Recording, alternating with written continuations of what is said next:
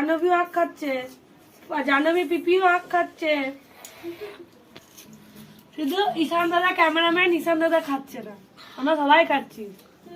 আখ খেতে ভালো লাগে না না, বল মিষ্টি মিষ্টি দেখি। ঈশান দাদা আখ খাচ্ছি।